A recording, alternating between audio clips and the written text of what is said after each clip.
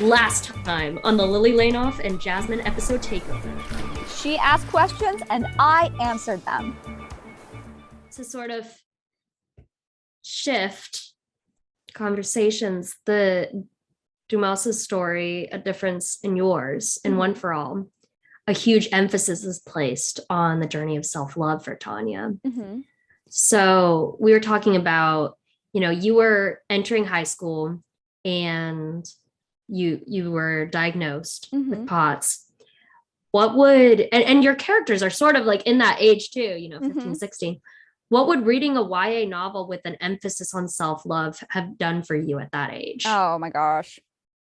Okay, I'm gonna try not to cry. Because I'm a big crier, but I always cry when I think about this because it's such a bittersweet element of hearing from teenage readers about how important One for All has been for them and how it's made them accept themselves. Because I desperately wish that I had that as a teenager. And I think that, it could have completely changed the trajectory of my life. I spent all of high school thinking that I was alone. And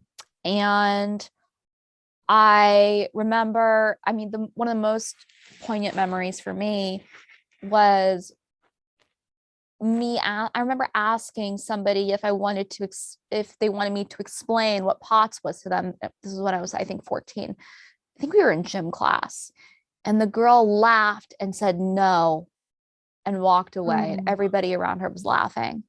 And I remember thinking that, okay, I need to completely hide this part of myself.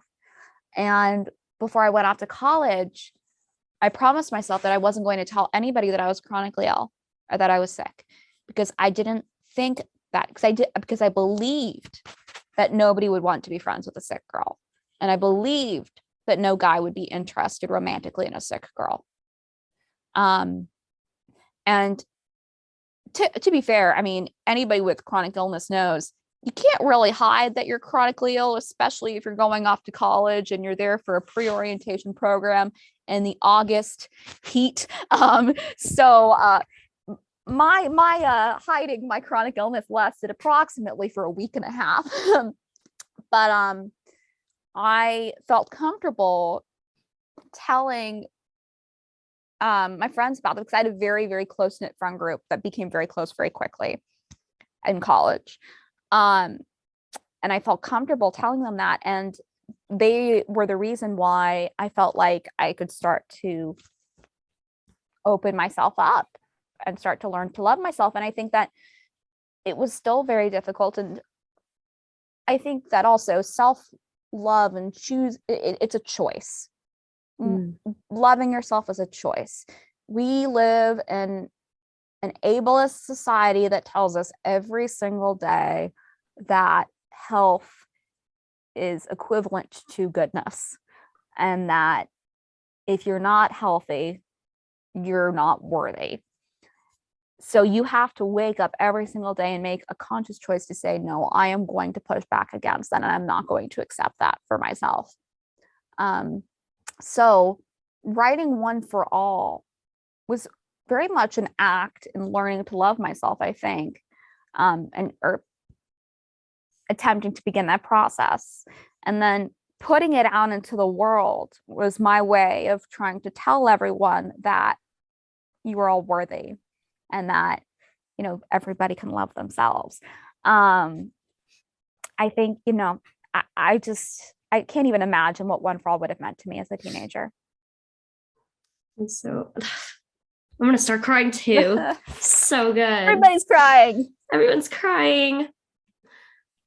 That's incredible. And it's so clear, like the reflection of just One for All of Tanya's, she tried to hide it. She didn't want people to know about it.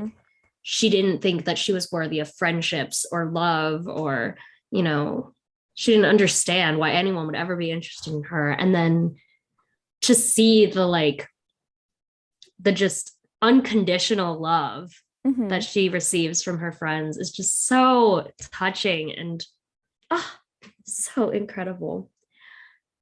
And just thinking about that and thinking about romance wise, something that Simone and I were literally talking about just a bit ago is sort of this underlying gender bias in the plot lines chosen for books. We were talking about how books for girls are very romance driven and have a romantic element within them, even children's books, even middle grade.